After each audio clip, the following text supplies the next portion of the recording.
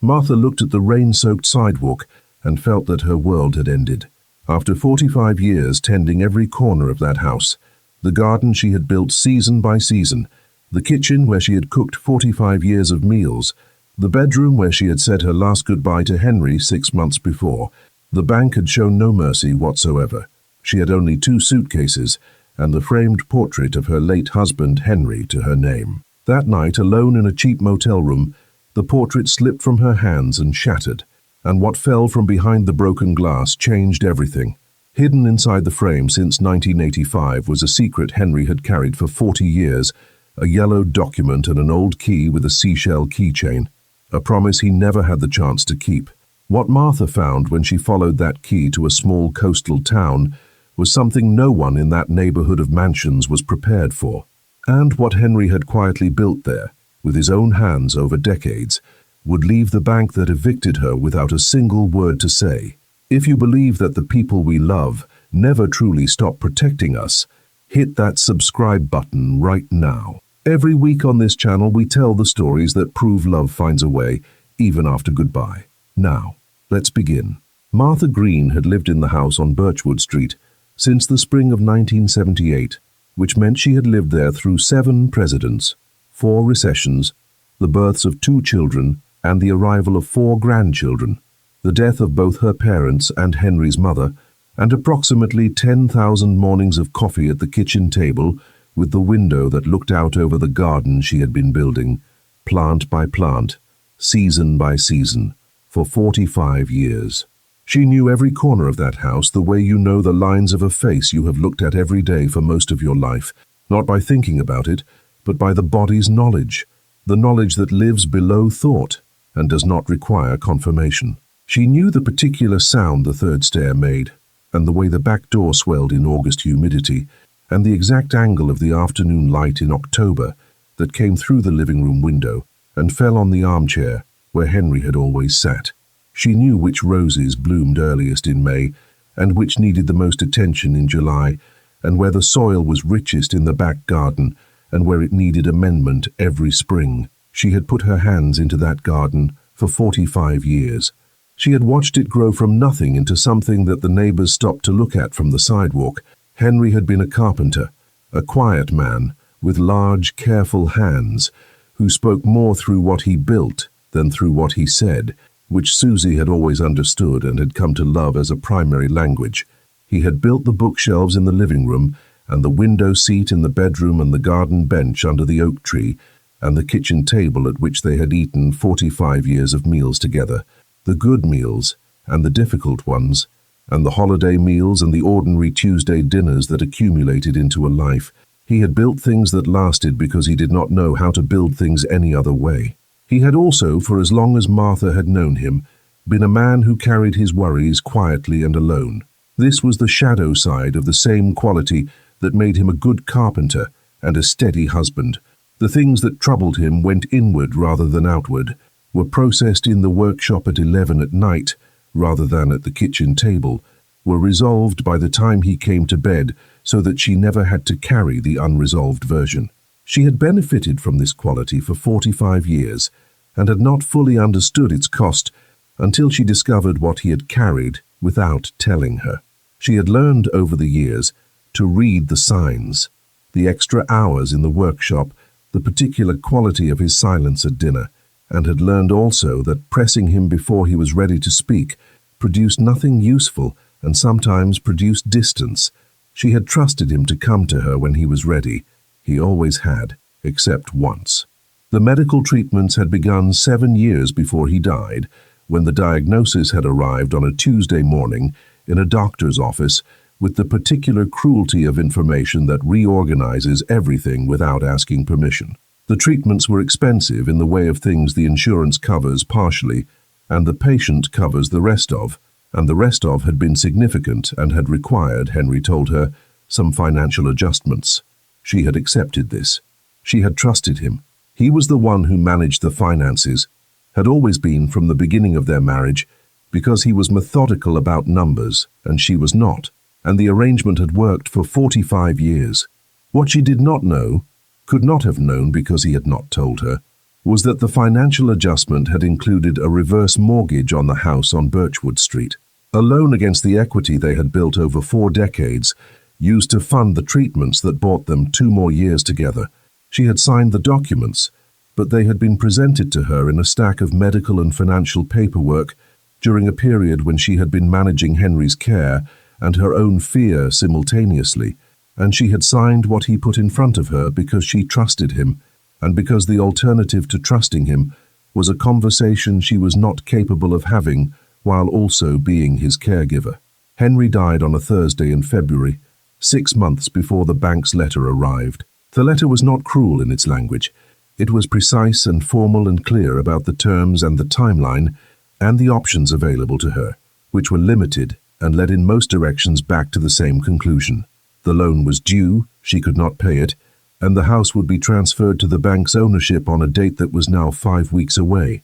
She had called her daughter Janet in Cincinnati, who had driven down immediately and spent a weekend with her going through the paperwork and calling the bank's customer service line and speaking with a housing counselor the bank's letter had referenced. The counselor had been kind and thorough and had confirmed what the letter said. The options were what the letter described. The timeline was what the letter stated.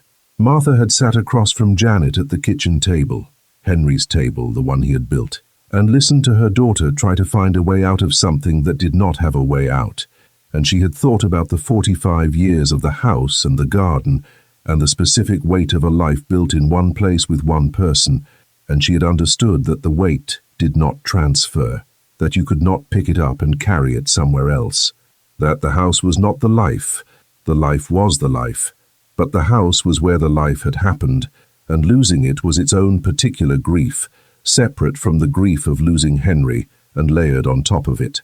The moving day arrived on a Wednesday in September, overcast and humid in the particular way of early autumn in Ohio. Martha had arranged it herself, had called the movers, sorted the boxes, decided what would go to storage and what would go with her, and her children had wanted to help with all of it, and she had, with the gentle firmness she had developed over decades of knowing her own mind, declined. This was hers to do. The leaving, after 45 years, was hers to manage. She did not want company in it. She had packed what mattered: the photographs, Henry's tools wrapped carefully in cloth, the quilts her mother had made, the kitchen things she had cooked 45 years of meals with, into boxes that went into a storage unit her daughter had paid for. The furniture she left behind, because the furniture was too large for the room her children were arranging for her at an assisted living facility 30 miles away, and because some of it, the bookshelf, the kitchen table, the garden bench, had been built by Henry and was too painful to take and too painful to leave, and she had not yet resolved the contradiction. She took the portrait. It was not a large thing, a framed photograph from their wedding anniversary in 1989, Henry in the suit he had worn twice in 40 years, both times for special occasions, looking at the camera with the expression of a man who is enduring being photographed with dignity and mild impatience. She had kept it on the dresser in their bedroom for 30 years, and then, after Henry died, had moved it to the kitchen table where she could see it from her chair in the mornings. The rain had started around noon. By the time the final boxes were loaded, and the new owner's representative, a young man in a company jacket who had the expression of someone performing a task he was not personally responsible for, arrived to change the locks. It was raining steadily. Martha stood on the sidewalk in the rain with her 2 suitcases and the portrait and looked at the house. The rose by the front gate was still blooming. It was September, and it was still blooming because she had tended it for 45 years, and it had learned in that time to bloom as long as it possibly could. She looked at it for a long moment. Then she picked up her suitcases and walked to the taxi that was waiting. The Millfield Motor Inn was 8 blocks from the house on Birchwood Street, close enough that she could, if she had wanted to, walk back and stand in front of it and look at the rose by the gate that was still blooming. She had chosen it not because it was the closest option, but because it was within her budget for the week she needed, while the arrangements with Janet were finalized. There was a strange comfort in the proximity she found. The house was still there, 8 blocks away, under a different name now on the county records, It was still the place where she had lived her life. Being nearby felt, in some way, she did not try to examine closely, like not having entirely left yet. It was the kind of motel that had been built in the 1970s and renovated modestly in the 1990s and left largely alone since then, which meant it had the particular quality of a place that was functional and nothing more. Clean in the way of things that are cleaned regularly without being cared for, quiet in the way of places that have given up on atmosphere. Room 14 was at the end of the ground floor corridor. It had a window that looked at the parking lot and a bed with a coverlet in a shade of green that matched nothing else in the room, and a small table with 2 chairs and a television mounted on the wall. Martha set her suitcases in the corner and set the portrait on the table and sat on the edge of the bed. She sat there for a while without doing anything. She had been moving since dawn, the final walkthrough of the house, the last boxes, the sidewalk in the rain with the new owner's representative changing the locks without looking at her, the taxi, the check-in at the front desk, where a young woman had given her the key card with professional cheerfulness that Martha had returned with a smile that cost her something. The movement had been a kind of mercy, filling the hours with tasks that required attention and did not leave space for the thing she was carrying underneath everything else. Now the movement had stopped, and the room was quiet, and the space had appeared, and the thing she had been carrying was there fully without the buffer of tasks between her and it. She had been a widow for 6 months, and now she was also without the house where she had been a wife and a mother and a neighbor and a gardener and everything else she had been for 45 years. The 2 losses were different in nature, but they had arrived close enough together that they had the quality of a single blow, the second landing before she had fully absorbed the first. She had learned in the 6 months since Henry died that grief does not cue politely. It does not wait for you to finish one thing before presenting you with the next. The 2 losses were different in nature, but had arrived close enough together that they had the quality of a single blow, the second landing before she had fully absorbed the first. She thought about Henry. She thought about the reverse mortgage, which she had come to understand as an act of love and an act of concealment simultaneously, both things true at once in the way that things involving people who love each other imperfectly are sometimes true in multiple directions. He had been trying to protect her from the choice between the money and his life. He had decided without telling her which one to protect. She had spent the 6 months since learning about it, moving through anger and grief and something that was not quite forgiveness and not quite acceptance, but was the place between them where you live, when the person who hurt you is also gone. She reached across the table for the portrait. She was not sure what she was reaching for exactly. Comfort, perhaps, or the particular solace of looking at the face of someone you loved in the way that looking at a photograph is different from memory, more specific, more anchored in a particular moment. She picked it up, she held it, and then it slipped. She had been holding it with tired hands after a day that had required more of her than she had easily available, and it slipped, and she could not catch it, and it fell on the edge of the table, and the glass shattered, and the frame came apart in the particular way of things held together by simple mechanisms that separate when they hit the floor. She knelt to pick up the pieces. The photograph of Henry in his anniversary suit was undamaged, had fallen face up, clear of the broken glass. She picked it up carefully, and then she saw that the frame had a back panel she had not known was there, a thin piece of wood fitted behind the backing board, the kind of hidden compartment that a carpenter would know how to build into a frame and that no one else would think to look for. The panel had come loose in the fall. Behind it, folded carefully, was a piece of paper, and resting against the paper, attached by an old piece of string to a small loop on the panel itself, was a key. A simple, old-fashioned key with a keychain, a small white seashell, the kind you find on a beach. Martha sat on the floor of room 14 at the Millfield Motor Inn and unfolded the paper with hands that had stopped being tired. The document was a property deed. She recognized the form. She had seen deeds before when they had bought the house on Birchwood Street in 1978, and she understood what she was looking at within the first few lines. A deed of ownership for a parcel of land and the structure upon it, located in Cavendish Cove, North Carolina, dated 1985, in the name of Henry James Green. She read it 3 times. Then she read the note that had been folded inside the deed, written in Henry's handwriting, the careful, slightly angular handwriting of a man who had taught himself to write neatly because his work required precision in every form it took. The note was not long. Henry had never been long when he could be brief, had written perhaps a dozen letters to her in 45 years of marriage, all of them short, all of them saying exactly what needed to be said, and nothing more. She had kept everyone. They were in the storage unit, in the box with the photographs, because they were the kind of thing you kept.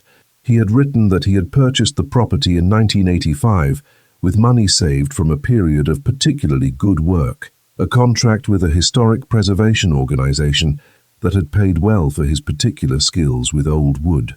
The property had been inexpensive at the time. Cavendish Cove had been a small, unremarkable coastal town without the development that other North Carolina beach towns had experienced. He had seen it, he wrote, and he had thought, someday, he had thought, when we retire I will show her this. We will go there together, and it will be the thing I built for us that took the longest to complete. He had worked on it over the years, he wrote, when he could get down there.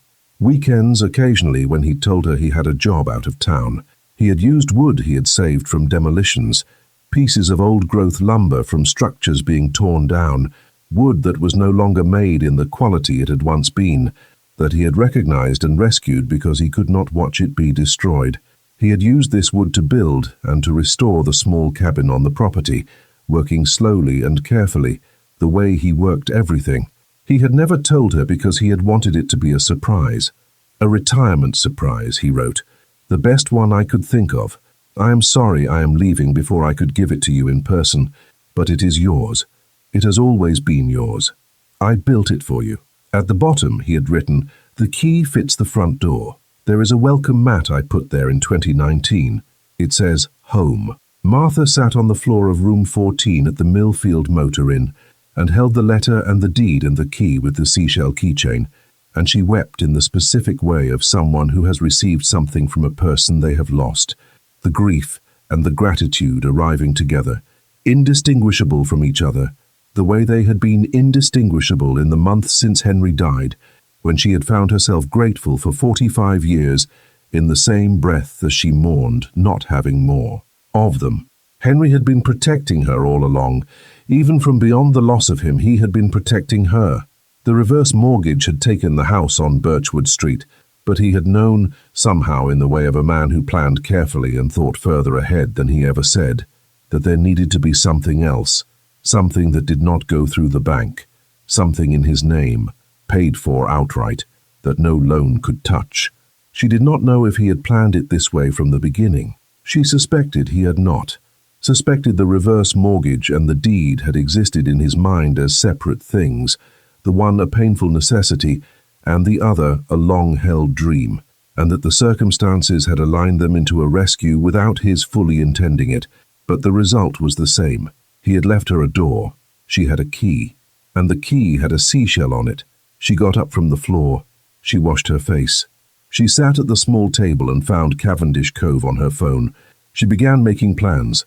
She looked up Cavendish Cove on her phone and found photographs of the coast there, the particular quality of North Carolina barrier coast, the wide beaches and the sound side and the way the light fell. She found a bus schedule. She found the address that matched the deed.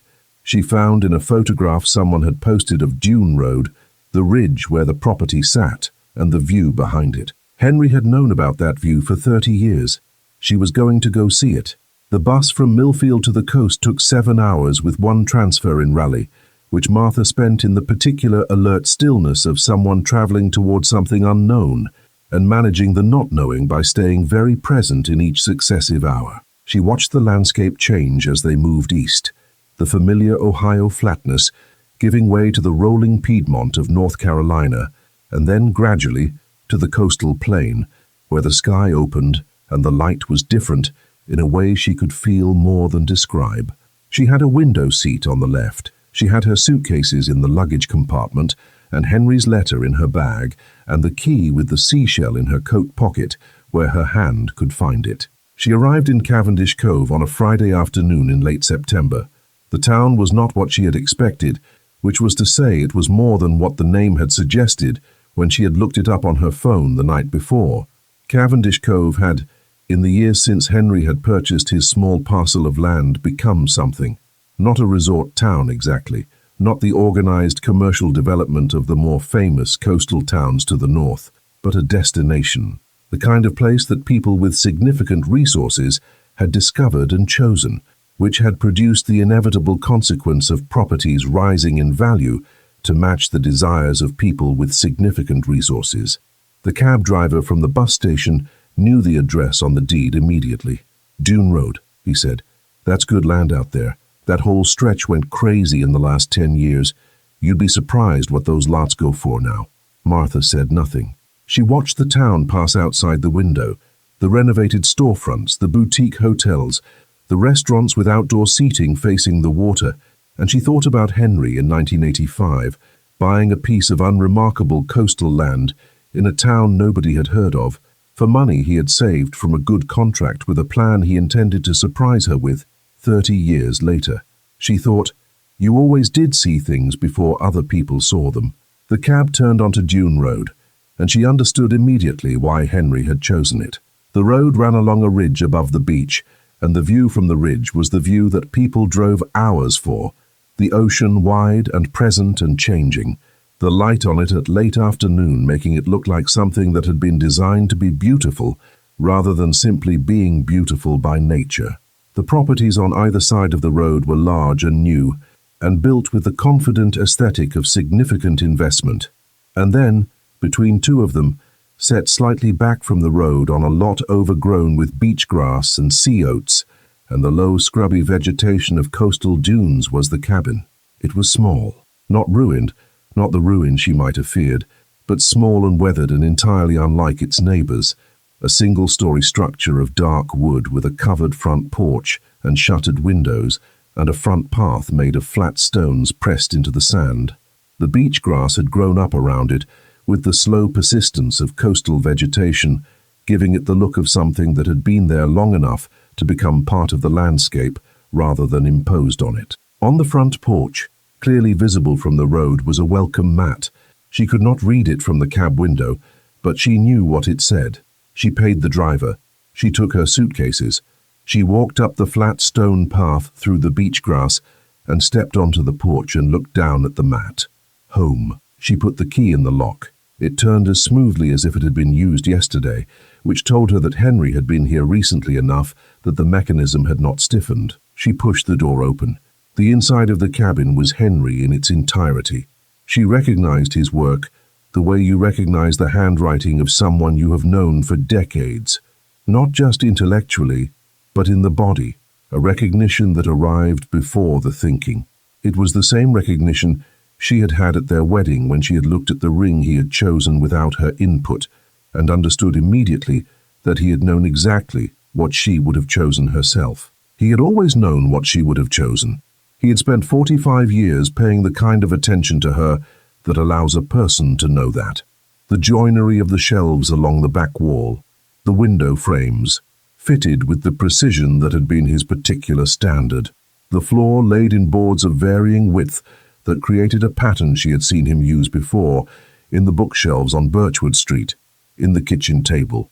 The particular quality of the surfaces, planned smooth in the way that required patience and skill, and the willingness to do something slowly, and the wood itself.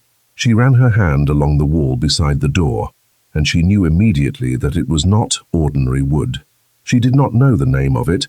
Henry had always been the one who knew the names, but she knew the feel of it, the weight of it, the particular warmth it gave back when you touched it. It was the kind of wood she had felt in old buildings, in historic houses, in the houses of an earlier century when such wood was simply what houses were built with. Henry had saved it, had carried it here, piece by piece, over years, and had used it to build something that would last because he did not know how to build things any other way. She set her suitcase down in the small front room and stood for a moment without moving. The cabin was cool with the late afternoon air coming off the ocean, and it smelled of wood and salt, and the particular dryness of a space that has been kept clean and closed. And underneath all of that, it smelled of something she could not name except by its effect, which was that it felt like Henry. Not the specific smell of him, not the soap he had used or the sawdust that had been the permanent backdrop of his clothing, but the quality of a space he had made with intention. She walked through each room slowly, touching the surfaces, reading Henry in every joint and board and fitted piece. She found, in the back bedroom, a handmade bed frame, oak, she thought, or something close, that he had built and left there. She found, in the small kitchen, the cabinet hardware he had salvaged from a Victorian house, installed with the same care he brought to everything. She found, on the covered back porch that faced the dune and the ocean beyond it, 2 rocking chairs that he had made, positioned to face the water. 2 chairs. He had made 2. She sat in one. She looked at the ocean. The late afternoon light was on it, and it was doing what it did at this hour, which was to be more than itself. She held the key with the seashell keychain in her hand, and she thought about 40 years of Henry driving down here on weekends, when he told her he had a job out of town, carrying pieces of rescued wood, and building her a home she did not know she had. She was not ready to cry again. She had cried in room 14, and she had cried on the bus, and she was done with crying for now.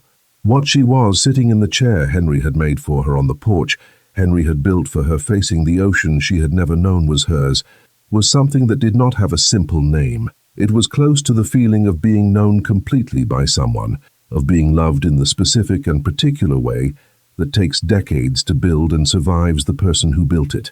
She stayed until the sun was fully down. Then she went inside, made tea on the small stove, and slept in the bed Henry had made, in the cabin Henry had built, on land that was hers.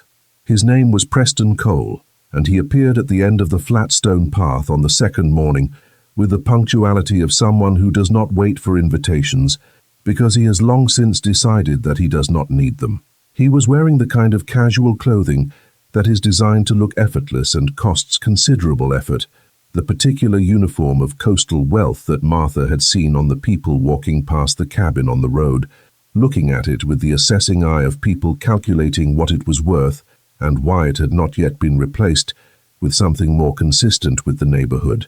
He was perhaps 55, with the assured bearing of a man who has been successful long enough that success has become his natural atmosphere. He had a business card, heavy stock, minimal design, the name of a development company she recognized from the signs she had seen around town. He smiled the smile of someone who has come to do someone a favor. She was on the front porch with her morning tea when he arrived. She watched him come up the path and stop at the porch steps, which he did not climb without being invited, which told her he was practiced at this. "Mrs. Green," he said, "I heard you'd arrived. I'm Preston Cole. I've been hoping to have a conversation about this property for some time." "I know who you are," she said. She did not invite him to sit. He explained what she had already understood from looking at the properties on either side of hers. The stretch of dune road had become extremely desirable. Her parcel, the lot, the position on the ridge, the view, was in a location that would support a structure significantly more valuable than what was currently there. He had been watching the property for several years, waiting for someone with clear title to appear. He had a number in mind. He stated it. It was not a small number.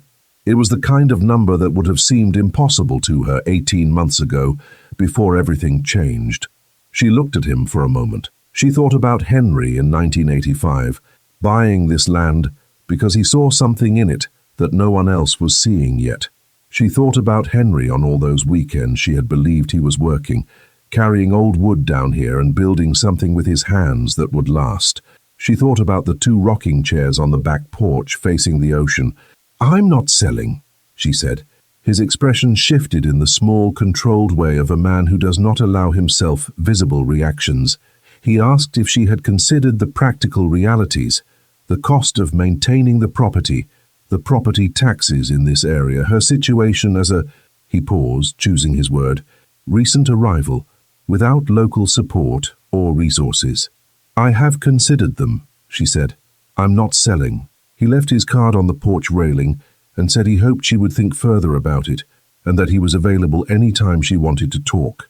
Then he went back down the flat stone path, and she watched him go, and she picked up her tea. She was not naive about the practical realities he had mentioned. She had thought about them carefully and honestly in the night since arriving, sitting at Henry's table with a cup of tea and a legal pad, the way she had always worked through the things that needed working through, by writing the numbers down and looking at them without the distortion of either hope or fear. The numbers were uncomfortable. They were not impossible. The property taxes on Dune Road were significant. Her resources were not. She had the storage unit in Millfield, with what remained of her household, her social security, and Henry's small pension. It was enough for modest living. It was not enough for Dune Road, but it was also not a decision that needed to be made today. Henry had built something here. She was not going to hand it to a developer named Preston Cole on the second morning, because the numbers were uncomfortable. She was going to understand what she had first. She went inside and made tea on the small stove, and sat at the table Henry had built, and looked out the window at the beach grass moving in the coastal wind, and she thought about everything Daniel Marsh had said, and she thought about Henry's records in the wooden box, and she thought about what it meant that Henry had documented every piece of wood and where it had come from. He had been building a record as well as a cabin. He had been making sure that whoever came after would understand what was here. She called her daughter Janet. His name was Daniel Marsh, and he walked the beach below Dune Road every morning at 7, which Martha learned on her third day when she came down the path to the sand at 7:15, and found him stopped at the base of the dune, looking up at the back of the cabin. He was perhaps 65, in the way of men who have spent time outdoors, with the particular attention in his face of someone who looks at structures the way other people look at paintings. "I apologize," he said, when he realized she had come down. "I didn't mean to intrude. I've been walking past this property for years. I've always wondered about it." She told him it was her property. He asked with genuine interest if she would mind telling him about the structure, who had built it and when and with what. She told him about Henry. She told him about the deed from 1985 and the wood salvaged from demolitions and the weekends Henry had spent here over 40 years. She watched his expression change as she talked, the professional attention sharpening into something more specific. He asked if he could look more closely. She said yes. He spent 2 hours in the cabin. She made tea and sat on the back porch and listened to him moving through the rooms, stopping, moving again. Occasionally he asked a question through the window, what she knew about certain pieces of wood, whether Henry had left any records of where it had come from. When he came out to the back porch, he sat in the second rocking chair, Henry's chair, and was quiet for a moment. "Your husband was extraordinary," he said. "I don't use that word for craft often. He used old-growth longleaf pine in the main structure. Do you know how rare that is?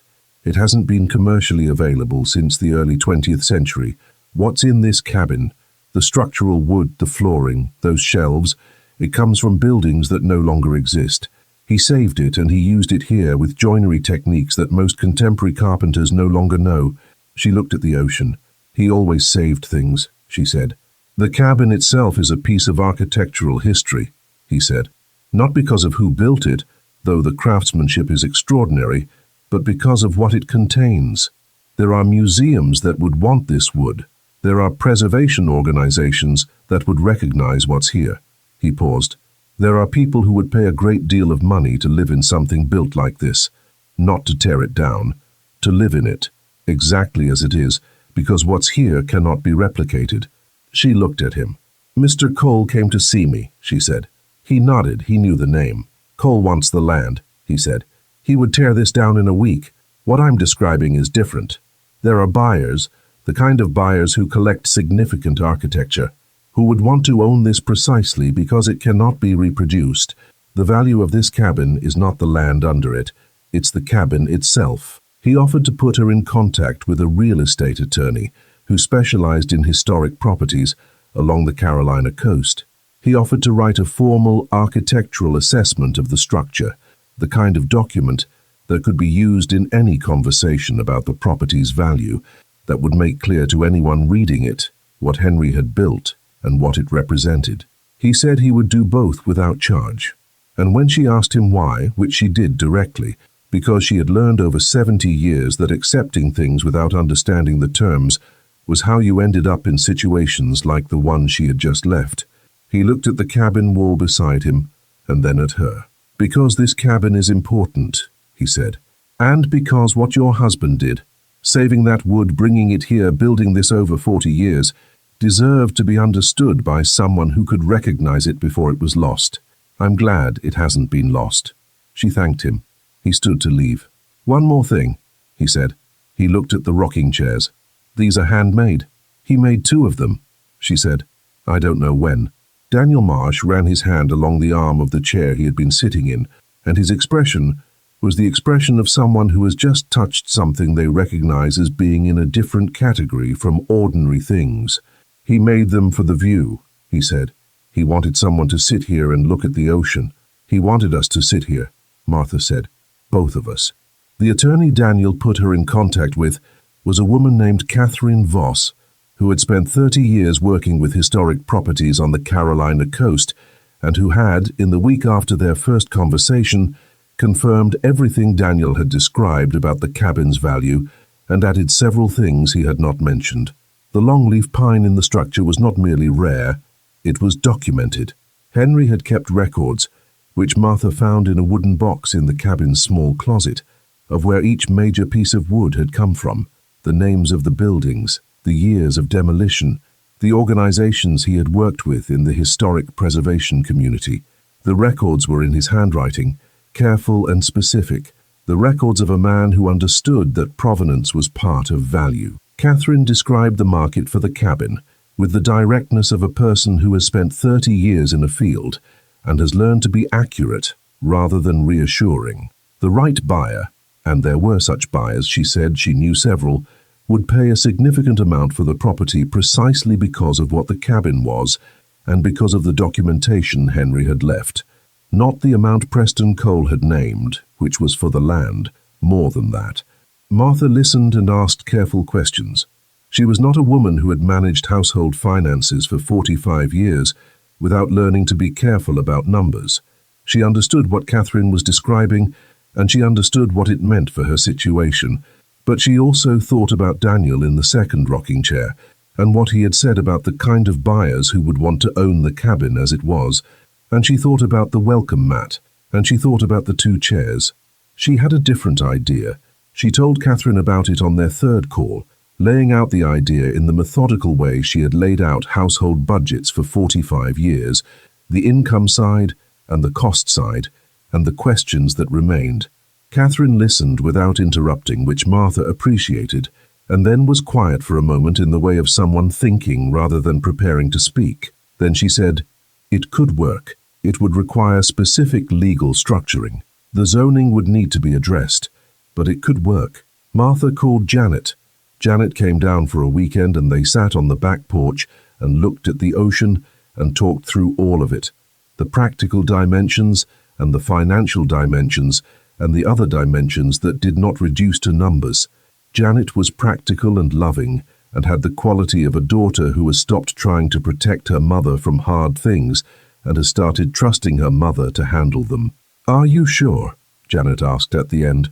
"Henry built this for us," Martha said. "Not for me to sell, for us to be in." She looked at the ocean. "I can be in it for both of us." The renovation took 4 months, which was longer than the contractor had initially estimated and shorter than Martha had feared. She managed it the way she had managed everything in her life, by understanding what needed to happen and doing it in the right order, by being present at the site every day, by asking questions and listening carefully to the answers and following up when the answers were incomplete. She had managed a household for 45 years, and a household is a complex system that requires daily attention and the willingness to address problems before they become larger problems. A renovation was not fundamentally different. She was good at it. The cabin's structure required minimal intervention. Henry had built it to last, and it had lasted. What it needed was the kind of attention that makes something inhabitable in a sustained way. Updated plumbing, a heating system suited to coastal winters, a kitchen equipped for actual use. She made one significant addition. On the back porch beside the 2 rocking chairs, she installed a small plaque that Daniel had helped her have made by a local craftsman who worked in bronze, mounted on a piece of the same long-leaf pine that Henry had used for the shelves. It said, "Built by Henry James Green, Carpenter, 1985-2019. Built for love. Built to last."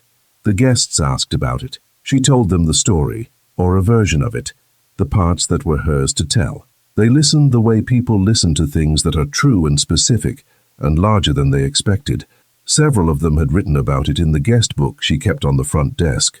She moved in at the end of February, on a day that was cold and clear, with the particular winter clarity of the Carolina coast, the light hard and specific, and the ocean a deep winter blue. Janet came with her and helped unpack and stayed for 2 days, and cried once quietly when she found the 2 rocking chairs on the back porch and understood what they meant. Martha held her daughter and did not try to explain what she herself had taken weeks to fully understand. She placed Henry's portrait on the table, where she would see it from her chair in the mornings, the same position it had held on Birchwood Street, because some arrangements are correct and do not need to be reconsidered.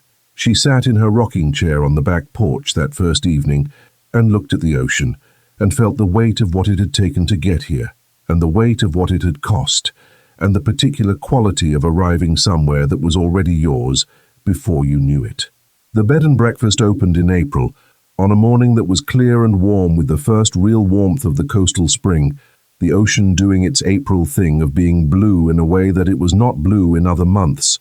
She had named it the Carpenter's Cove.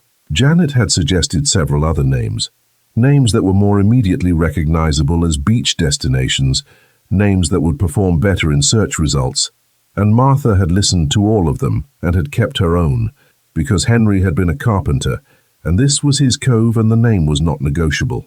5 rooms, each furnished with the care of someone who has thought about what it means to give people a place to rest.